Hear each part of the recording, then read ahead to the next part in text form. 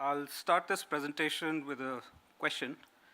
And the question is, what's the recent invention or technology which has really affected us a lot, considerably, and in your personal lives, not asking as vessel operators? Any answers? Okay, I'll make it easy. It's the cell phone, right? And more particularly, the smartphone. Next question. What do you think is the enabler? What changed? Because wireless connectivity came a lot earlier. We started talking a lot earlier. But in the past 10 years, it changed dramatically. So what was the enabler? Yeah. So cheap data, high-speed data transfer, and we were able to do a lot more with our cell phones. And something similar is now happening in shipping industry.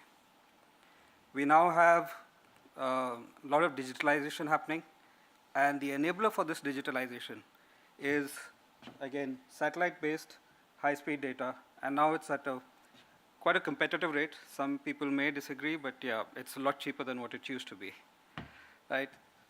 So this digitalization is not only changing how we are communicating with the ship, but it's also changing how we are operating the ships. The information exchange is a lot quicker. The decision-making time is becoming shorter. And one of the biggest benefactor from this is vessel performance or energy efficiency. Right. So we know that now the connectivity is better. So what is the future? And this is kind of my idea of what future will be like. We will have nearly real-time connected vessels.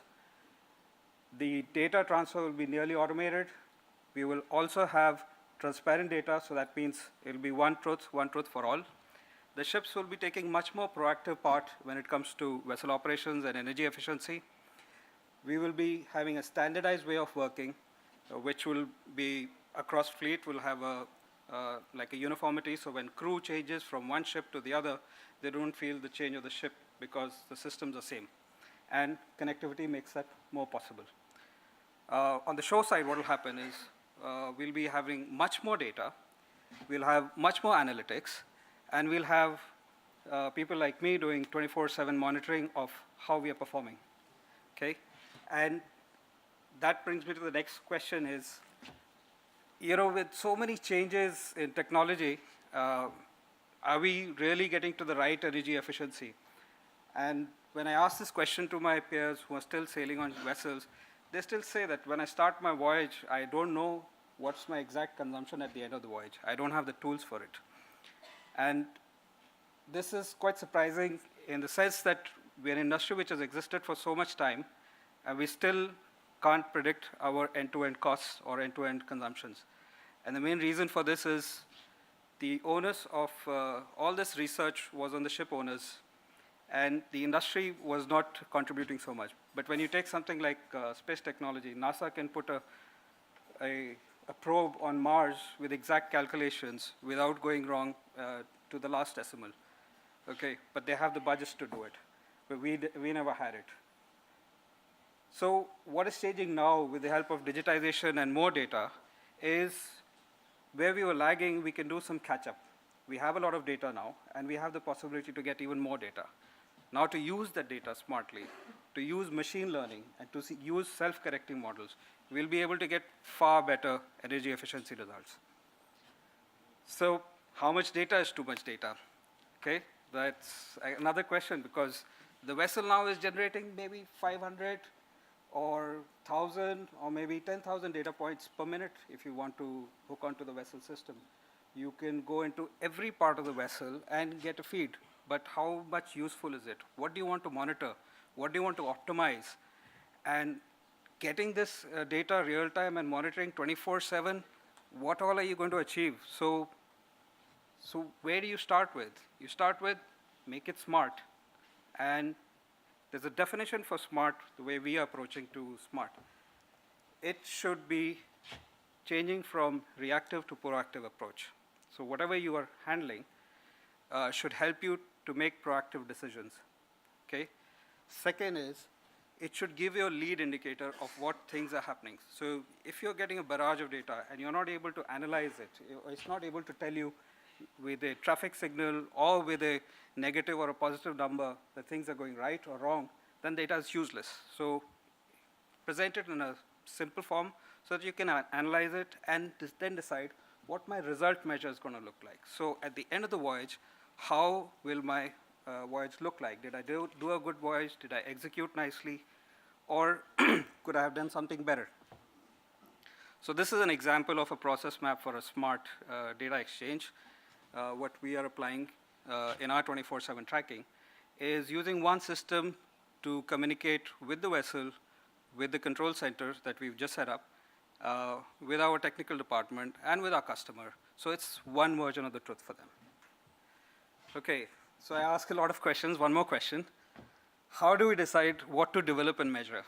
Okay, and we put everything that comes into a bucket, we just put it simply saying that what value does it create? So what's the test of value? And for us, value has two components. Of course, what is it, the bottom line? How much am I saving? Is it helping me improve my profits? But there's another aspect of value.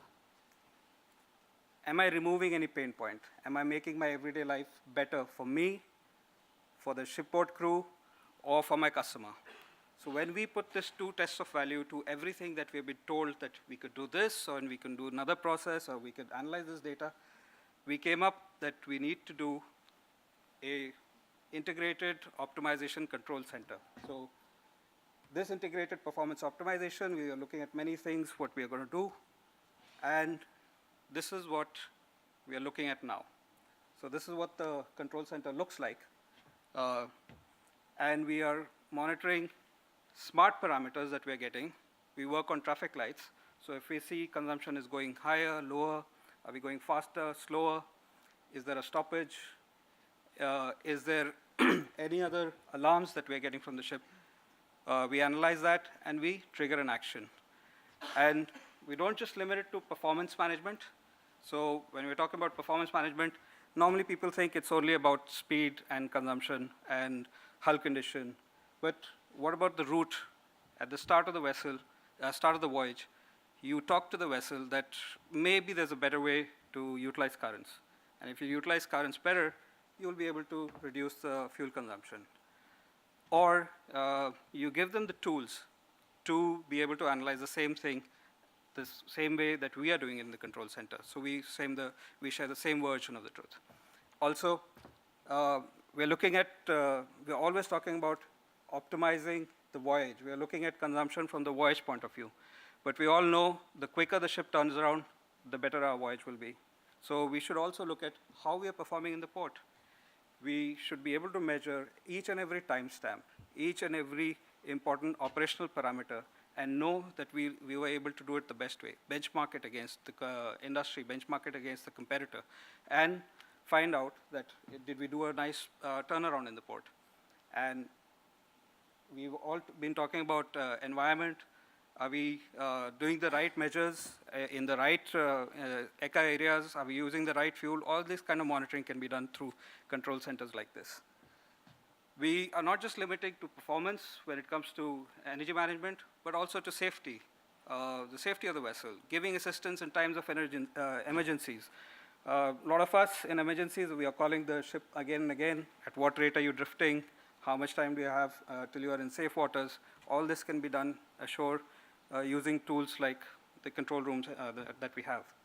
And finally, maintenance also. We also want to include predictive maintenance, using sensors, using cameras, using modern technology, and statistical analysis of the vibrations that we're getting to tell us if a particular machinery is going to break down, and then we can do predictive maintenance for that one. And also make this tool available for our customers, so our charterers, owners, they'll be also able to see what exactly is happening. So at the end of the day, it's one version of the truth, and only one truth. Thank you.